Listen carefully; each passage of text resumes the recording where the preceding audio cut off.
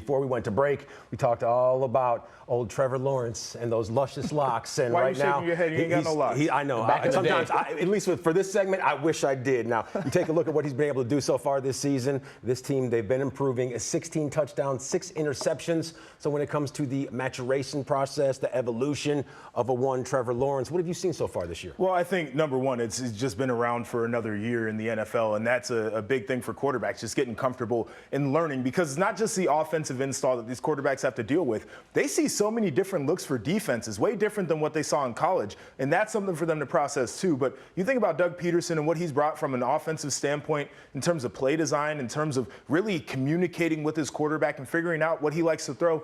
When you flip on these games, you'll see Trevor Lawrence go out there, and they'll start off with some easier throws. Like, look at that right there, and I know that's right there on the goal line, but it's a quick out. You're playing based off of leverage. The ball placement on this is really good. They're not asking him necessarily to make a bunch of big-time throws down the field until it's time to make those big-time throws down the football field. So seeing a young guy really getting confidence in his ability to throw, and those wide receivers are playing better than what he had a year ago, that makes a huge difference too. And JP, I think the other thing, and no offense to your old coach, he has a guy down there that really believes in him, and he believes in that coach as well. But when you look at last year's draft, Trevor Lawrence, viewed as a generational prospect. Justin Fields, you can make an argument, was probably the best player in that draft.